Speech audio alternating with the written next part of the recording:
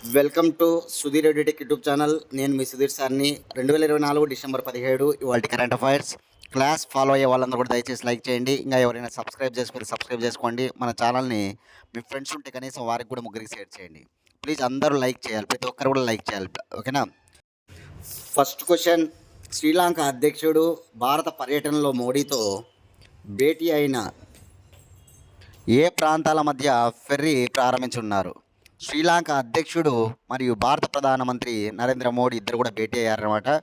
ఈ భేటీలో ఎక్కడ నుంచి ఎక్కడ వరకు ఫెర్రీని ప్రారంభించబోతూ ఉన్నట్టుగా విశ్లేషించారంటే కనుక రామేశ్వరం టు తలై మన్నార్ అనమాట. తమిళనాడులో రామేశ్వరం ఉంది, శ్రీలంకలో తలై మన్నార్ ఉందన్నమాట. ఆల్రెడీ నాగపట్నం నుంచి శ్రీలంక మధ్య, తమిళనాడులోని నాగపట్నం నుంచి శ్రీలంక మధ్య ఒక ఫెర్రీ విజయవంతంగా నడుస్తూ ఉందంట. ఇప్పుడు మరొక ఫెర్రీని ప్రారంభించబోతూ ఉన్నట్టుగా చెప్పడం జరిగిందనమాట. ఎక్కడి నుంచి ఎక్కడి వరకు అంటే కనుక నాగపట్నం నుంచి ఇది వరకు శ్రీలంక వరకు ఉన్నిందనమాట. ఇప్పుడు కొత్తగా రెండవ ఫెర్రీ అనమాట, దాన్ని కూడా ప్రారంభించబోతూ ఉన్నట్టుగా చెప్పడం జరిగింది. ఎక్కడి నుంచి? రామేశ్వరం నుంచి తలై మన్నార్ వరకు. ఇది గుర్తుపెట్టుకోవాలి, ఇంపార్టెంట్ చాలా, ఓకేనా. ఇకపోతే కనుక 3 రోజుల పర్యటన అనమాట. శ్రీలంక అధ్యక్షుడు ఎవరు ఇప్పుడు అంటే కనుక అనుర కుమార దిశనాయకే అనమాట. ఇతను 3 రోజులు పర్యటిస్తూ ఉన్నాడు. దానిలో భాగంగా ఒక పక్క ప్రధానమంత్రితో, మరొక పక్క రాష్ట్రపతి ద్రౌపది ముర్ము గారితో కూడా భేటీ కావడం జరిగింది. ద్రౌపది ముర్ము గారు ఏం చెప్పారంటే తమిళుల యొక్క ఆకాంక్షలను నెరవేర్చాలి. 1987లో ఒక ఒప్పందం జరిగిందన్నమాట భారతదేశానికి శ్రీలంకకు మధ్య. ఆ ఒప్పందం ప్రకారం శ్రీలంకలో ఉన్నటువంటి తమిళులు ఎవరైతే ఉంటారో వారికి మంచి చేయాలన్నమాట. అంటే బాగా అన్ని విషయాల్లో వారికి సహకరించాలన్నమాట. దాన్ని బాగా అమలు చేయమని చెప్పేసి ఆమె కోరడం జరిగిందనమాట, అధ్యక్షుడు అనుర కుమార దిశనాయకేని. ఇటీవల మీరు గ్రూప్ 2 తెలంగాణ రాసి ఉంటారు ఎగ్జామ్. అందులో శ్రీలంక అధ్యక్షుడు అనుర కుమార దిశనాయకే ఏ పార్టీకి చెందినవారు అని అడిగారనమాట. ఏ పార్టీకి చెందినవాడైనా అంటే కనుక జనతా విముక్తి పెరముర. గుర్తుపెట్టుకోవాలి, జనతా విముక్తి పెరముర అనేటువంటి పార్టీకి చెందిన వ్యక్తి అనమాట. ఇట్లా ఈ 3 రోజుల పర్యటనలో భాగంగా ఓకేనా ఇంధనానికి సంబంధించినటువంటి సహకారం కూడా 2 దేశాల మధ్య ఉంది అని చెప్పి వాళ్ళు చెప్పడం జరిగిందనమాట. ఓకేనా, విద్యుత్ గ్రిడ్ల అనుసంధానం, విద్యుత్ గ్రిడ్ల అనుసంధానం మరియు పెట్రోలియం పైపులు కూడా వేయబోతూ ఉన్నారంట 2 దేశాల మధ్య సహకారానికి, ఇంధన సహకారానికి. కాబట్టి ఈ విషయాన్ని కూడా తెలియజేశారనమాట, గుర్తుపెట్టుకోవాలి. శ్రీలంక రాజధాని జయవర్ధనే కుట్టి అనమాట. శ్రీలంక దేశ కరెన్సీ రూపీ అనమాట. శ్రీలంక భాషలు సింహళం మరియు తమిళం. శ్రీలంక అధ్యక్షుడు అనుర కుమార దిశనాయకే, పార్టీ జనతా విముక్తి పెనుముర. అదేవిధంగా శ్రీలంక ప్రధానమంత్రి ఎవరంటే కనుక హరిని అమరసూర్య ప్రధానమంత్రి అనమాట. ఇవి గుర్తుపెట్టుకోవాలి ఇంపార్టెంట్గా.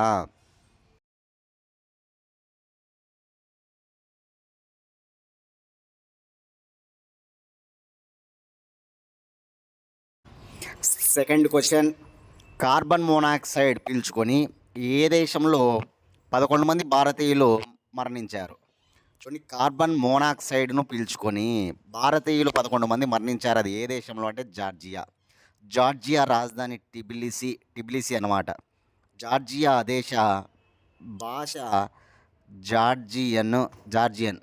జార్జియా దేశ కరెన్సీ లరీ, LARI, లరీ. కరెన్సీ పేరు లరీ.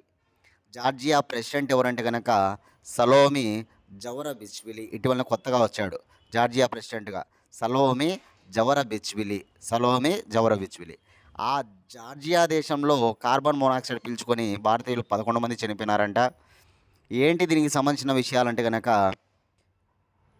జార్జియా దేశంలో గడౌరీలో గల మౌంటైన్ రిసార్ట్లో ఉన్నటువంటి ఒక రెస్టారెంట్లో ఈ ఘటన జరిగిందనమాట. జార్జియాలో గడౌరీలో గల మౌంటైన్ రిసార్ట్లో ఉన్న ఒక రెస్టారెంట్లో ఈ ఘటన జరిగిందనమాట. ఈ చనిపోయిన 11 మంది కూడా ఆ రెస్టారెంట్లో పనిచేసేవారు అనమాట. మన భారతీయులు ఆ రెస్టారెంట్లో పనిచేస్తూ ఉన్నారు. వాళ్ళు కార్బన్ మోనాక్సైడ్ను పీల్చుకొని చనిపోయినారని చెప్తూ ఉన్నారన్నమాట. ఆ దేశ ప్రభుత్వం ఏం జరిగి ఉండవచ్చని వీళ్ళు అంచనా వేస్తున్నారంటే కనుక రాత్రి విద్యుత్ నిలిచిపోయి ఉంది. ఆ క్రమంలో జనరేటర్ ఉంటుంది కదా, జనరేటర్ అది ఆన్ అవుతుంది. ఆ ఆన్ అయ్యే క్రమంలో ఈ కార్బన్ మోనాక్సైడ్ రిలీజ్ అయ్యి ఉండవచ్చు. జనరేటర్ ఆన్ అయ్యే సమయంలో ఈ కార్బన్ మోనాక్సైడ్ రిలీజ్ అయ్యి ఉండవచ్చు. అది పీల్చుకొని అక్కడ చనిపోయి ఉండవచ్చు అని చెప్పడం జరుగుతుందనమాట. మనకు ఆ సమాచారాన్ని మన దౌత్య కార్యాలయానికి అందించడం జరిగింది. ఇదనమాట అక్కడ జరిగినటువంటి సంఘటన. గుర్తుపెట్టుకోవాలి చాలా ఇంపార్టెంట్‌గా.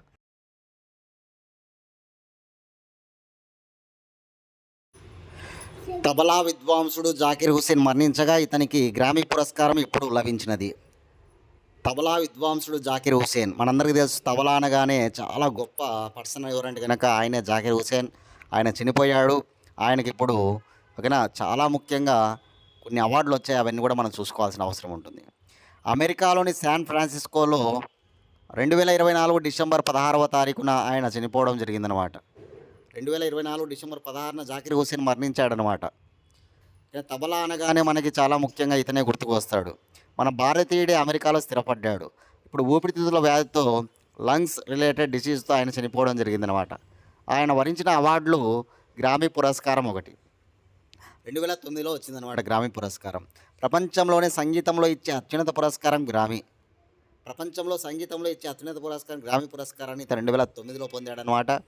అదేవిధంగా భారతదేశంలో ముఖ్యంగా 2వ అత్యున్నత పురస్కారం పద్మవిభూషణ్, 3వ అత్యున్నత పురస్కారం పద్మభూషణ్, 4వ అత్యున్నత పురస్కారం పద్మశ్రీలు కూడా ఇతనికి వరించాయన్నమాట. పద్మ విభూషణ్ 2023లో వచ్చింది, పద్మభూషణ్ 2002, పద్మశ్రీ 1988 అనమాట.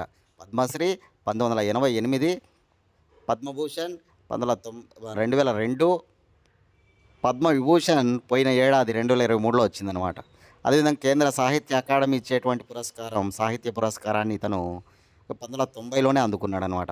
కేంద్ర సాహిత్య అకాడమీ నుంచి ఆయన సాహిత్య పురస్కారాన్ని ఎప్పుడు అందుకున్నాడంటే 1990లో అందుకున్నాడు. ఇది కూడా మనం గుర్తుంచుకోవాలి. ఇతను బాగా పేరు తెచ్చిన యాడ్ ప్రకటన ఏదంటే కనుక బ్రూక్ బ్యాండ్ తాజ్ టీ ప్రకటన అనమాట. తాజ్ టీ, మనం తాజ్మహల్ ముందర అతను కూర్చొని తబలా పెట్టుకుని వాయించడం మనము యాడ్స్ చూసే ఉంటాం. ఓకేనా. యాడ్ అందరికి కూడా రోజు మనకి ఛానల్లో వస్తూనే ఉంటుందన్నమాట. యాడ్స్ రూపంలో ప్రతి ఛానల్లో వస్తుందన్నమాట. కాబట్టి అందరికీ పరిచయమే జాకీర్ హుస్సేన్. అలా జాకీర్ హుస్సేన్కి పేరు తెచ్చినటువంటిదే ఆ బ్రూక్ బ్యాండ్ తాజ్ టీ ఓకేనా యాడ్ అనమాట, ప్రకటన. కానీ ఈ విషయాలను గుర్తుపెట్టుకోవాలి చాలా ఇంపార్టెంట్గా.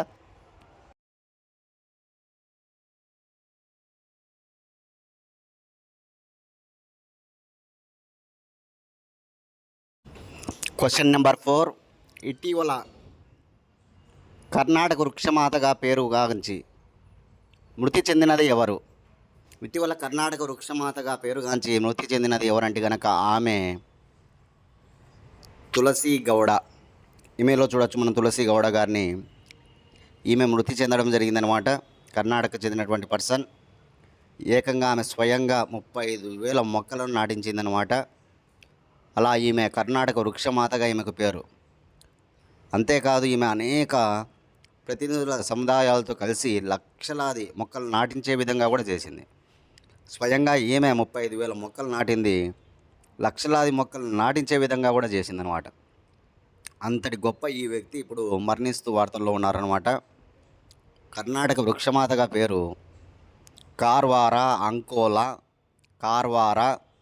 అంకోలా పశ్చిమ కనుమల లాంటి ఓకేనా ఆ చుట్టుపక్కల గల అడవుల్లో ఎన్నో మొక్కలు నాటిందనమాట. ఈమె 2021లో ఈమెకు పద్మశ్రీ పురస్కారం దక్కిందనమాట.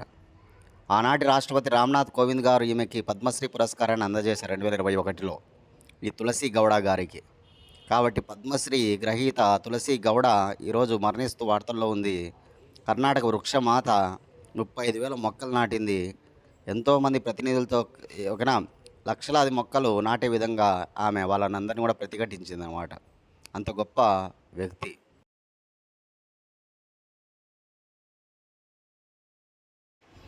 Question number 5.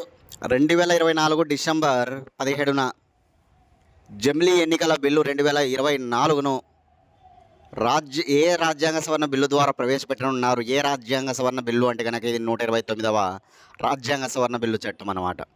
129 గుర్తుపెట్టుకోవాలి. 129 అనమాట. 128 మనందరికీ తెలుసు. మహిళలకి 33% రిజర్వేషన్లు ఓకేనా. మన మహిళలకి 33% రిజర్వేషను. అదే నారీ శక్తి వందన అధినియం బిల్లు అని మనందరికీ తెలుసు. నారీ శక్తి వందన అధినియం బిల్లు కూడా పాస్ అయిపోయింది. అది 128 అనమాట. ఇది 129 అనమాట. జమిలీ ఎన్నికలు అనేటువంటిది అత్యంత ప్రతిష్టాత్మకంగా కేంద్ర ప్రభుత్వం తీసుకురానున్నటువంటి బిల్ అనమాట. దీనికి సంబంధించినటువంటి కమిటీ రామ్నాథ్ కోవింద్ కమిటీ ఏం చెప్పిందంటే కనుక లోక్సభ ఎన్నికలు అదేవిధంగా రాష్ట్రాలలో విధానసభ ఎన్నికలు ఒకటేసారి జరపండి, ఒక 100 రోజుల తర్వాత పంచాయతీ ఎన్నికలు జరపండి అని చెప్పి చెప్పడం జరిగిందనమాట. ఏ కమిటీ? రామ్నాథ్ కోవింద్ అనమాట. మాజీ రాష్ట్రపతి రామ్నాథ్ కోవింద్ నేతృత్వంలో వేయబడిన కమిటీ జమిలీ ఎన్నికలకు సంబంధించి. కాబట్టి ఆ కమిటీ సూచనల మేరకు ఇప్పుడు ఆ బిల్లును లోక్సభలో ప్రవేశపెట్టనున్నారనమాట ఈరోజు. దాని తర్వాత జాయింట్ పార్లమెంటరీ కమిటీ కూడా వేస్తారు. ఒకటి జాయింట్ పార్లమెంటరీ కమిటీని కూడా కొంతమంది సభ్యులతో వేస్తారు. వేసిన తర్వాత అది కూడా అధ్యయనం చేసి నివేదిక ఇవ్వాల్సిన అవసరం ఉందన్నమాట. దాని తర్వాత మళ్ళీ పార్లమెంటు ఆమోదించవలసి ఉంటుందన్నమాట ఈ బిల్లును. జమిలీ ఎన్నికలు అంటే మనందరికీ తెలుసు, 1 నేషన్ 1 ఎలక్షన్, దేశం మొత్తం మీద ఒకేసారి ఎన్నికలు అనమాట. వేటికి ఎన్నికలు అంటే కనుక లోక్సభకి, అదేవిధంగా రాష్ట్రాల్లో ఏ సభలు ఉంటాయి, విధాన సభలు ఉంటాయి కదా, వీటికి సంబంధించి ఒకేసారి ఎన్నికలు జరపాలి అనేటువంటి ఉద్దేశం అనమాట. పంచాయతీ ఎన్నికలు కూడా. కాకపోతే రామ్నాథ్ కోవింద్ మాత్రం 100 రోజుల గ్యాప్లో చేయండి అని చెప్పింది. పంచాయతీ ఎన్నికలు ఒకే సంవత్సరమే అయిపోతాయి కూడా, కాకపోతే 100 రోజుల గ్యాప్ అనమాట అని చెప్పింది. ఈ కమిటీ రేపు జాయింట్ పార్లమెంటరీ కమిటీ ఉంది కదా, అది ఏం చెప్తుంది అనేది కూడా మనం చూడాలి. కాబట్టి ఈ విషయాలన్నీ కూడా మైండ్లో పెట్టుకోవాలి. ఈరోజు బిల్లు ప్రవేశపెట్టనున్నారన్నమాట. అక్కడ ఆ కమిటీ ఉంది కదా, నెక్స్ట్ రాబోయే కమిటీ, ఆ కమిటీలో ఎంతమంది సభ్యులు ఉంటారో చూద్దాం. ఈరోజు బిల్లును ప్రవేశపెట్టిన తర్వాత ఆ బిల్లును ఎవరు ప్రవేశపెడతారంటే కనుక న్యాయశాఖ మంత్రి అర్జున్ రామ్ మేఘవాల్ గారు. న్యాయశాఖ మంత్రి అర్జున్ రామ్ మేఘవాల్ మొన్న నారీ శక్తి వందన అధినియం బిల్లును కూడా ఆయన లోక్సభలో ఆయనే ప్రవేశపెట్టాడు. ఇప్పుడు కూడా ఆయనే అనమాట న్యాయశాఖ మంత్రి. ఎవరు? అర్జున్ రామ్ మేఘవాల్, గుర్తుపెట్టుకోవాలి.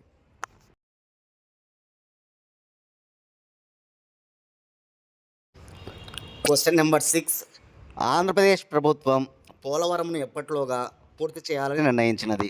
చూడండి, ఆంధ్రప్రదేశ్ ప్రభుత్వం పోలవరం ప్రాజెక్టును ఎప్పటిలోగా పూర్తి చేయాలని నిర్ణయించిందంటే కనుక 2027 డిసెంబర్ నాటికి. 2027 డిసెంబర్ నాటికి గుర్తుపెట్టుకోవాలి. 2027 డిసెంబర్ నాటికి ఆంధ్రప్రదేశ్ గవర్నమెంట్, ప్రెసిడెంట్ గవర్నమెంట్ ఈ పోలవరం ప్రాజెక్టును పూర్తి చేస్తామని చెప్పడం జరిగిందనమాట. 2026 అక్టోబర్ నాటికి పోలవరంలో నీటి నిల్వను చేస్తారంట. నీటి నిల్వను చేస్తారు. ఈ ప్రాజెక్ట్ నిర్మాణం మొత్తం కూడా 2027 డిసెంబర్ నాటికి పూర్తి చేస్తారు. నీటి నిల్వ 2026 అక్టోబర్. ఓకే, నిర్మాణం పూర్తి 2027 డిసెంబర్ అన్నమాట.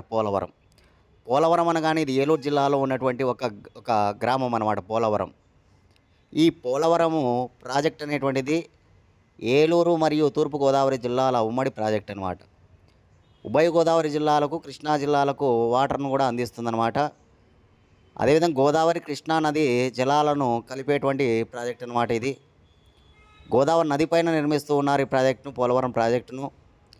ఒక ఆంధ్రప్రదేశ్ మాత్రమే కాకుండా ఒరిస్సా, ఛత్తీస్గఢ్లకు కూడా ఇది విస్తరిస్తుందన్నమాట. ఒరిస్సా, ఛత్తీస్గఢ్లకు కూడా విస్తరిస్తుంది. ఈ పోలవరం ప్రాజెక్టు యొక్క నీటి సామర్థ్యం 194 టీఎంసీలు అనమాట. 194 టీఎంసీలు.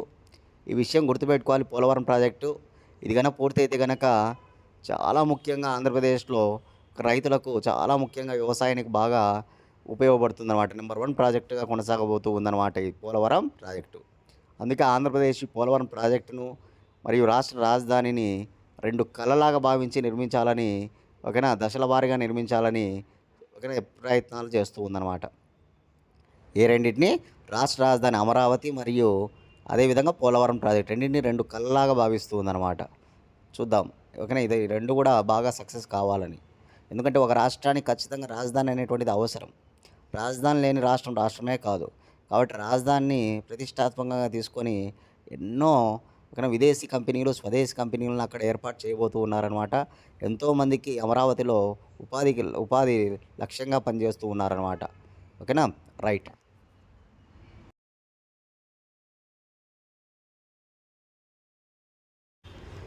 Question number 7. తెలంగాణ అసెంబ్లీలో క్రీడా యూనివర్సిటీ బిల్లును ప్రవేశపెట్టగా దీని ప్రకారం ఛాన్సలర్గా ఎవరు వ్యవహరిస్తారు?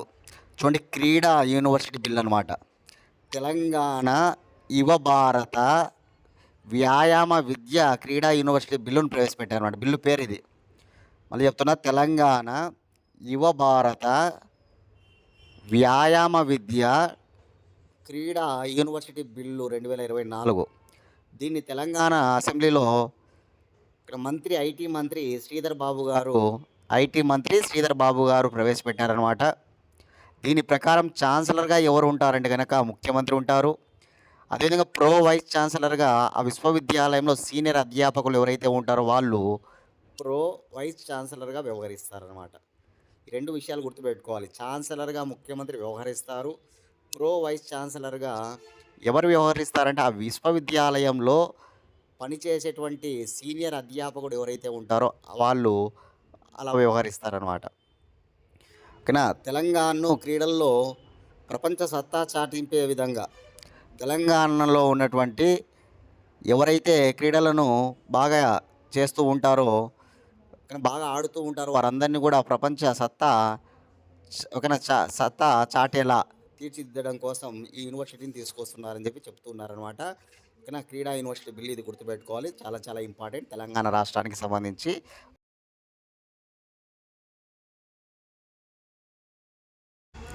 Question number 8. 2024 డిసెంబర్ 16న రాజ్యసభ సభ్యులుగా క్రింది ఎవరు ప్రమాణ స్వీకారం చేశారు? ఆంధ్రప్రదేశ్ నుంచి 3 రాజ్యసభ సభ్యులు ప్రమాణ స్వీకారం చేయడం జరిగింది రాజ్యసభలో. వారి చేత ఎవరు ప్రమాణ స్వీకారం చేయించారంటే రాజ్యసభ చైర్మన్ జగదీప్ ధన్కడ్. ఆయనే ఉపరాష్ట్రపతి కూడా అనమాట. రాజ్యసభ చైర్మన్గా వ్యవహరించేది ఉపరాష్ట్రపతిని మనందరికీ తెలుసు. కాబట్టి రాజ్యసభ చైర్మన్ జగదీప్ ధన్కడ్ గారు 3 తెలుగువారి చేత ప్రమాణ స్వీకారం చేయించడం జరిగినమాట ఆంధ్రప్రదేశ్ నుంచి. ఒకరు ఆర్ కృష్ణయ్య, 2 సతీష్ బాబు, 3 మస్తాన్ బాబు. సతీష్ బాబు, మస్తాన్ బాబు వీళ్ళిద్దరు కూడా తెలుగుదేశం పార్టీకి చెందినవారు కాగా, ఆర్ కృష్ణయ్య భారతీయ జనతా పార్టీకి చెందిన వ్యక్తి అనమాట. కాబట్టి సతీష్ బాబు, మస్తాన్ బాబులు తెలుగుదేశం పార్టీ నుంచి, ఆర్ కృష్ణయ్య భారతీయ జనతా పార్టీ నుంచి రాజ్యసభలో ప్రమాణ స్వీకారం చేయడం జరిగిందనమాట. చాలా ఇంపార్టెంట్, గుర్తుంచుకోవాలి. చాలా చాలా ఇంపార్టెంట్ అనమాట. ఓకేనా. అడిగే అవకాశం ఉందన్నమాట. ఎందుకంటే రీసెంట్గా తెలంగాణలో మీరు గ్రూప్ 2 ఎగ్జామ్ చూస్తే కనుక రాజ్యసభ నియామకం సుధామూర్తి గురించి వివరాలు అడగడం జరిగింది. మరి సుధామూర్తి ప్రమాణ స్వీకారం చేసిందనమాట. ఆ విషయాన్ని మెన్షన్ చేయడం జరిగిందనమాట. 9th question. రైతుల సమస్యల కోసం 21 రోజుల పైగా నిరాహార దీక్ష చేస్తూ అనారోగ్యానికి గురైన ఉద్యమకారుడు ఎవరు? ఆయనే జగత్ సింగ్ డల్లేవాల్.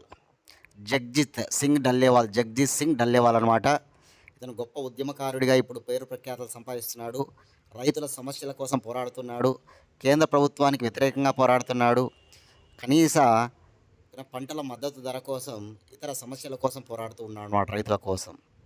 ఆయనే జగత్ సింగ్ డల్లేవాల్. గుర్తుపెట్టుకోవాలి. పంజాబ్ హర్యానా సరిహద్దుల్లో కనౌరి వద్ద నిరాహార దీక్ష చేపట్టాడు. 21 రోజులు పూర్తి చేసుకోవడం కూడా జరిగిందనమాట. ఆయన ఆరోగ్యం క్షీణించినట్టుగా డాక్టర్లు వెల్లడించడం జరిగిందనమాట.